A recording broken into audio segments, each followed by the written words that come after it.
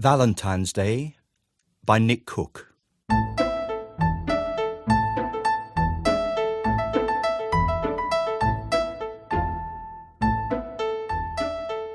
My dear Miss Freebody, my mother picked out this card. She said, "Oh, this is the card for the girl you're always talking about." You must agree that her taste is impeccable, although the cottage in the picture could do with UPVC window frames. And if we lived there, the roses and ivy growing up the walls would have to come down because of the risk of damp. And yes, Miss Freebody, I am always talking about you.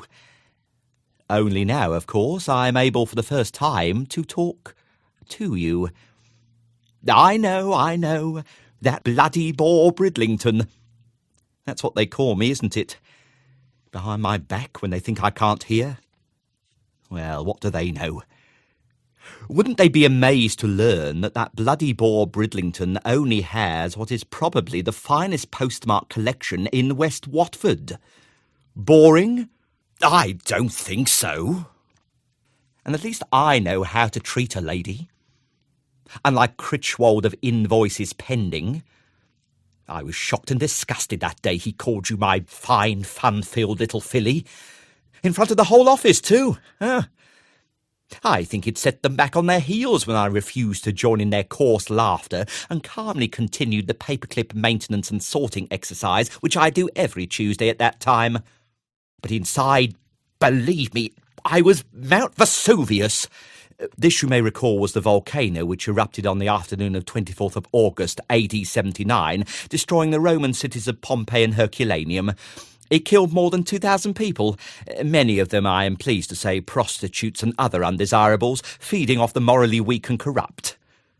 But you, my darling, you were wonderful. Out of politeness, you laughed and touched his arm and offered him a mint humbug. Only, dare I say, a kindred spirit as sensitive as myself could have begun to understand your pain, your humiliation. Not wanting to cause you even more anguish, I refrained from giving him the damn good hiding he so richly deserved. But I was in such a state when I got home that it took 3 of Mother's herbal teas to calm me down. I bided my time. I knew my opportunity would come. And sure enough, it did. In fact, it came almost exactly 1 month later. I was in the tea room. I was by myself. I often seem to have the tea room to myself. But I never mind, because you are never alone with a copy of the West Watford Postmark Collector's newsletter. And then in walked Critchwold. I'll never forget how pleased he looked with himself, all the way he arranged his wavy hair to hide the beginnings of a bald patch, and above all the reek of his aftershave. Mother says people who drench themselves in aftershave always have something to hide. Ignoring me, he took out his lunchbox. I couldn't help noticing that his sandwiches were made from white bread. Little things like that tell you a lot about a person. Mother only uses wholemeal. I'd been looking forward to my own lunch, but my appetite vanished when he bent forward to do his shoelace up, revealing 2 red marks on his neck. Love bites, I believe they are called. Lust bites, I call them. These disgusting badges of depravity were the final straw. I put my rolls back in their greaseproof paper wrapping and snapped shut the lid of my Tupperware box. I knew I had to act now. But how? I realised that physical confrontation would not be prudent. I have a weak chest. Critchwold, on the other hand, spends hours in the gym and is always asking female members of staff to check his pecs. It disgusts me that many of them do. Then the window swung in the breeze. It had been left open again, despite repeated letters on my part to the Health and Safety Department. But this time, it was a divine message. I went over and looked out. "Oh," I said, apparently to myself, but loud enough for him to hear. "Who is that man with Miss Freebody?" He was over like a shot. "Where?" he demanded. I stepped back and pointed up the road. "Oh, you'll have to lean out if you want to see them." He put both hands on the sill and craned forward. Even for me it was a simple matter to grab the belt of his trousers with one hand, his shirt collar with the other, and heave. 10 floors later he hit the ground. He made a terrible mess of the pavement. But then he was that sort of person. I retired to my office and started cleaning my computer screen and keyboard and fluffing the cushion I had to support my lumbar region. It's a job I do every Wednesday. I pretended to be shocked as everybody else to learn of Critchwold's suicide. I remember the tears of joy you wept at your unexpected liberation from his attentions. I wanted there and then to reveal myself as your St. George, or patron saint of England, his legend brought to this country by the Crusaders from Palestine, believed to have been martyred by the Roman Emperor Diocletian. Instead, I wrote a memo to Company Health and Safety suggesting that they fit all upper-storey windows with restrictors to prevent them from being fully opened. I notice with some satisfaction that this has now been done.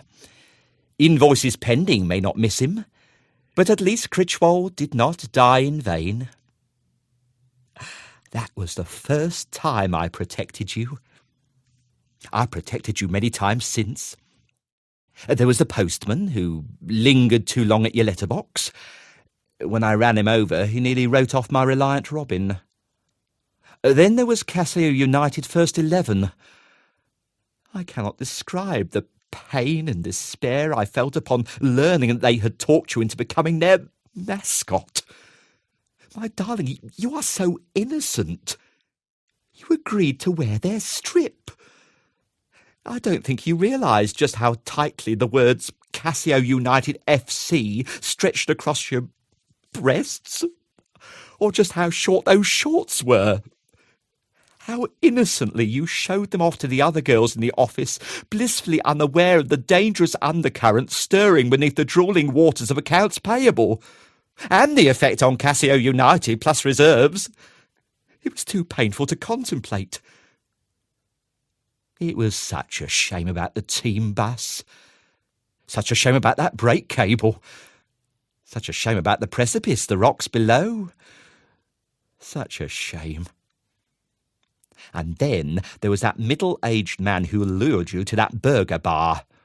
The over-familiar way he fondled your Big Mac. The suggestive way he dipped his fries into your tomato sauce. It was more than I could bear. He deserved to die.